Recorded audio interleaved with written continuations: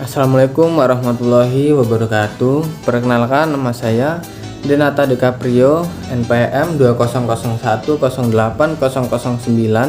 Tadris Pendidikan Biologi kelas A. Di video kali ini bertujuan untuk memenuhi tugas ujian akhir semester mata kuliah Tauhid dan Ilmu Kalam.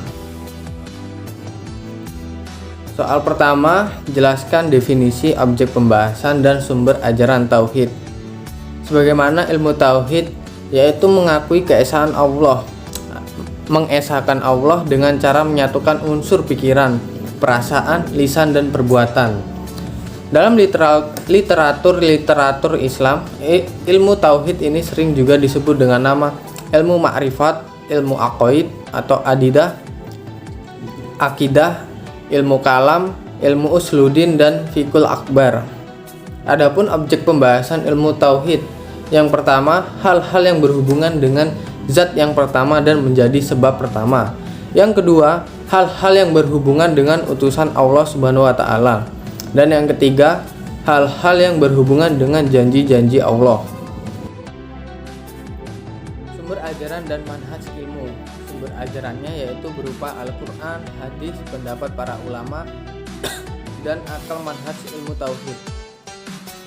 Adapun pengertian manhaj dalam bahasa artinya jalan yang jelas dan terang. Sedangkan manhaj menurut istilah adalah kaidah-kaidah dan ketentuan-ketentuan yang digunakan bagi setiap pelajaran-pelajaran ilmiah, seperti kaidah-kaidah bahasa Arab, usul akidah, usul fikih, dan usul tafsir, di mana dengan ilmu-ilmu ini pembelajaran dalam Islam beserta pokok-pokoknya menjadi teratur dan benar. Soal kedua, jelaskan definisi dan sumber-sumber ilmu kalam. Ilmu kalam sendiri menurut bahasa dalam perspektif tauhid yaitu ilmu yang membicarakan atau membahas tentang masalah ketuhanan atau ketauhidan, mengesahkan Allah.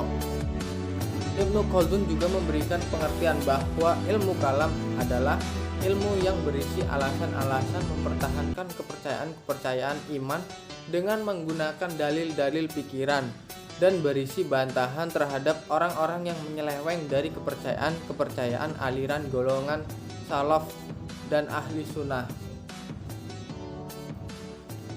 Sumber-sumber ilmu kalam. Adapun sumber dalam pembahasan ilmu kalam yaitu yang pertama Al-Quran. Al-Quran adalah kitab induk, rujukan utama bagi segala rujukan, sumber dari segala sumber, basis bagi segala sains dan ilmu pengetahuan. Sejauh mana keabsahan ilmu harus diukur, maka pernyataan Al-Quran bisa menjadi standarnya. Allah Subhanahu wa taala berfirman, "Wa ma min dabbatin fil ardi wala thairi yatiru bijana haihi ila ummamum amsalukum ma farotna fil kitabi min say'in summa ila rabbihi yusyarun." Artinya, dan tidak ada seekor binatang pun yang ada di bumi dan burung-burung yang terbang dengan kedua sayapnya, melainkan semuanya merupakan umat-umat juga seperti kamu. Tidak ada sesuatu pun yang kami luputkan dalam kitab, kemudian kepada Tuhan mereka dikumpulkan. Quran Surat Al-An'am ayat 38. Adapun sumber kedua, hadis. Hadis secara bahasa etimologi adalah segala sesuatu yang diperbincangkan, yang disampaikan baik dengan suara maupun dengan tulisan. Secara istilah terminologi, oleh jumhur ulama dikatakan bahwasannya hadis merupakan sinonim dari sunnah. Namun sebagian ulama membatasi pengertian hadis terhadap apa-apa yang merupakan perkataan beliau semata, dan di dalamnya tidak tercakup perbuatan maupun takrir pernyataan dari beliau. Yang ketiga ada dari pemikiran manusia. Hasil pemikiran manusia khususnya dari orang-orang yang keilmuan yang mendalam memberikan warna terhadap perkembangan ilmu pengetahuan. Soal ketiga, jelaskan konsep kekhalifahan, aplikasinya dalam aspek-aspek kehidupan. Nah, bentuk aplikasi tauhid dalam kehidupan sebagai khalifah di muka bumi antara lain adalah yang pertama berilmu, yakni membekali diri dengan penguasaan ilmu pengetahuan sebagai syarat untuk dapat mengelola alam dengan baik. Sebab Allah Subhanahu wa taala menciptakan alam ini didasari dengan ilmunya. Yang kedua, gigih, yakni memiliki kehendak dan kemampuan yang kuat untuk mengelola alam. Sebab Allah Subhanahu wa taala menciptakan alam semesta ini didasari oleh irodah atau kehendaknya. Yang ketiga, kreatif, yakni mengisi perjalanan hidupnya dengan kreatif, berkarya, sebab adanya alam ini merupakan wujud dari karya yang kreatif dari Allah Subhanahu wa taala. Yang keempat, produktif, yakni karya kreativitas itu harus mendatangkan hasil yang besar dan dapat memberikan manfaat bagi makhluk sekitar. Dan yang kelima ada inovatif, yakni berusaha menemukan cara dan metode yang terbaru dalam melakukan pekerjaan mengelola alam ini.